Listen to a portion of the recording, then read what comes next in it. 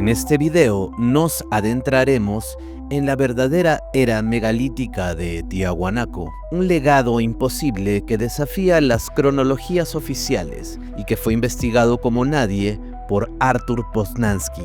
A partir de sus estudios y de testimonios ancestrales preservados por los abuelos sagrados del lago Titicaca, exploraremos y completaremos una historia alternativa, anterior a la oficial, cuando América no era un continente aislado, sino un centro primordial de la civilización humana.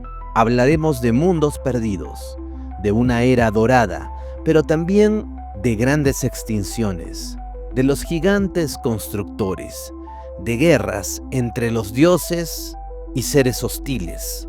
Hablaremos de una memoria antigua que sobrevive en la oralidad de tradiciones andinas y en la piedra megalítica eterna del Tiahuanaco.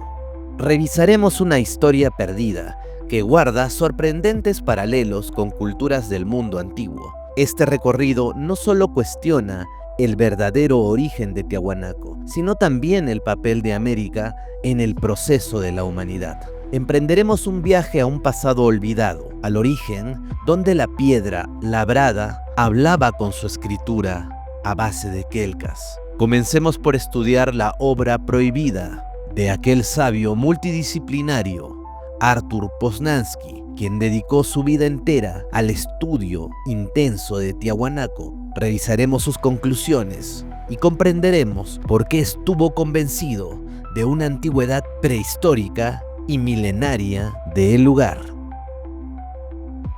Artur Poznański nació en Viena, Austria, en 1873 y llegó a Sudamérica a finales del siglo XIX, donde quedó profundamente cautivado por la grandeza de las civilizaciones andinas. Tras establecerse en Bolivia, inició una vida dedicada a la exploración científica de Tiahuanaco, realizando extensos trabajos de campo que incluyeron excavaciones, estudios astronómicos, mediciones arquitectónicas y análisis geológicos. A lo largo de su carrera de muchos años de investigación científica, escribió varias obras fundamentales, entre ellas Tiahuanacu, la cuna del hombre americano, considerada su investigación más ambiciosa, donde propuso que este antiguo centro ceremonial poseía una edad mucho mayor a lo aceptado y que fue diseñado como un complejo astronómico de gran precisión.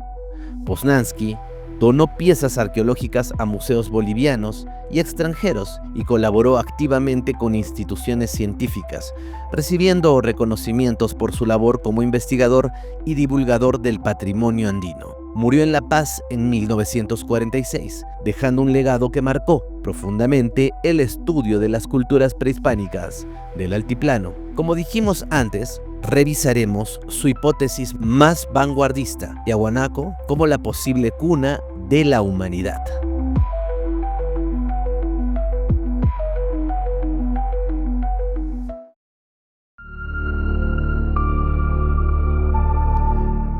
Vayamos muy atrás en el tiempo para comprender cómo surgió el continente americano. Hace más de 200 millones de años, cuando los continentes aún formaban el supercontinente Pangea, Sudamérica comenzó a separarse durante la era mesozoica, al abrirse el océano Atlántico. Millones de años después, ya en la era cenozoica, la placa de Nazca chocó lentamente contra la placa sudamericana, empujando la Tierra hacia las alturas y dando origen a la cordillera de los Andes, una de las más largas del planeta. Ese mismo levantamiento creó grandes altiplanos y depresiones.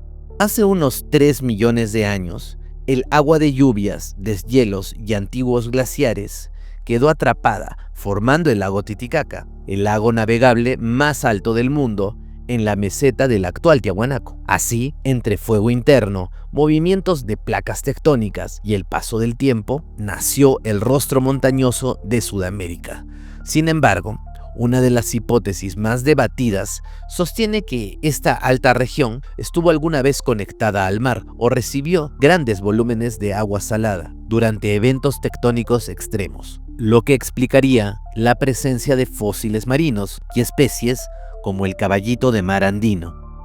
Con el paso de millones de años, el aislamiento, las lluvias y el deshielo diluyeron la salinidad, convirtiendo al lago en agua dulce. Otras teorías hablan de antiguos mares interiores atrapados por el levantamiento de la meseta, mientras que versiones más radicales sugieren que cataclismos súbitos tomaron una gran porción del mar y lo lanzaron a gran altitud. Así, entre fuerzas geológicas lentas y eventos aún debatidos, nació uno de los lagos más misteriosos del planeta y que, según Arthur Poznański, sería la cuna de la humanidad.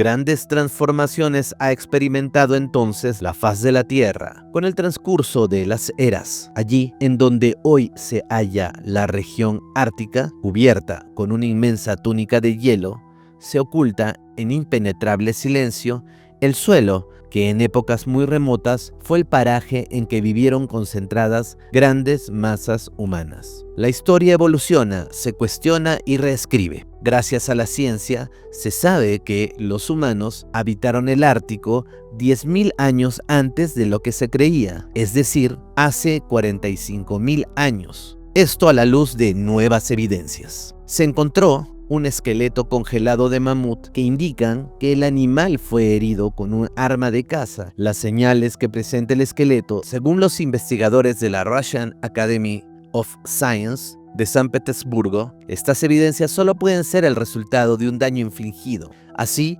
el momento en que el humano pisó por primera vez el Ártico de Eurasia es 10.000 años anterior respecto a lo que se creía hasta la fecha. Según el estudio, el poblamiento de América por esta vía, por tanto, se dio antes de lo que pensábamos. Nosotros vamos más allá. Las investigaciones modernas demostrarán que aquellos continentes que en la actualidad yacen sumergidos en la profundidad de los mares pudieron muy bien haber sido en otra época la cuna del hombre primigenio.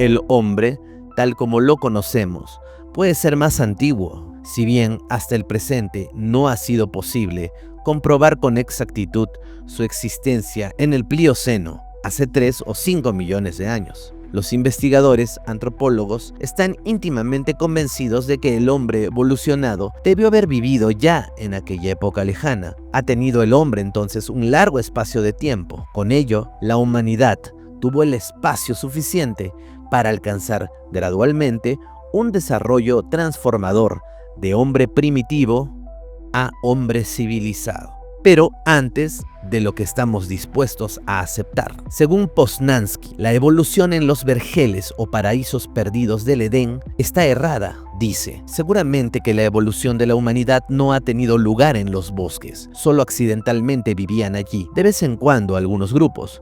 Los grandes centros de desarrollo debieron estar situados en las altas mesetas que, provistas de lagos con abundantes peces y dotadas de un clima benigno, hacían favorables las condiciones para la existencia. En estas mesetas se encuentran todavía hoy los restos que dan testimonio de la preexistencia de una gran cultura prehistórica. Queda completamente fuera de duda que lo que hoy designamos como época paleolítica de los primitivos hombres que solo conocían la piedra no existió simultáneamente sobre todos los puntos del globo. Allí donde las condiciones para la vida del hombre eran más fáciles, donde existían metales en forma nativa sobre la superficie de la tierra, sin necesidad de obtener los mismos por trabajos de minas. No hubo ni una verdadera época paleolítica ni neolítica, sino una época en que se usaron al mismo tiempo armas y herramientas de piedra y de metal, como por ejemplo en las altas mesetas de los Andes de la América del Sur. Aún en la actualidad, hay habitantes que están en plena época paleolítica, como los pueblos no contactados de la selva peruana. La cultura se propagó en ciertas regiones más rápidamente que en otras. Algunos puntos de la Tierra eran apropiados para la evolución de la humanidad, mientras que otros no lo eran tanto. El clima, el sol, El agua, la vegetación, ciertos recursos y la composición química del suelo no dejaron de hacer un papel importante en ello. La alta meseta de los Andes, encerrada, esta última, por las cordilleras de la América Meridional. La prehistoria de los habitantes de la primera no ha sido estudiada aún, pero la segunda presenta huellas evidentes de un desenvolvimiento de grandes masas humanas en remotos tiempos. En esta última puede observarse la evolución del hombre que habitaba las cuevas subterráneas hasta el hombre civilizado, y se nota asimismo, cosa única hasta hoy, una verdadera escala de desarrollo que principia con la más incipiente cultura hasta alcanzar un grado de esplendor, para caer luego de nuevo rápidamente a un estado de profunda decadencia. Los descendientes de una parte de estos pueblos, que en sus tiempos llegaron a un cierto apogeo, fueron hallados al hacerse el descubrimiento de América por Colón. En la actualidad, la meseta de los Andes es inhospitalaria y casi estéril, y no hubiera podido ser apropiada en otro tiempo, con el clima de hoy, para servir de asilo a grandes masas humanas, y mucho menos para llegar a ser un centro de cultura y una metrópoli política y religiosa. Sin embargo, ahí está Tiahuanaco y sus megalitos como una incómoda incógnita a la historia oficial. Hubo un tiempo de esplendor y desde aquel día han tenido lugar cambios radicales en el clima y han sucedido fenómenos físicos que obedecieron a causas naturales y bien determinadas. Este fue por consiguiente el motivo principal por el cual los habitantes de la meseta de los Andes fueron detenidos en su desarrollo y cultura, no pudiendo ir al paso de los pueblos de Europa, cayendo en la decadencia y diáspora.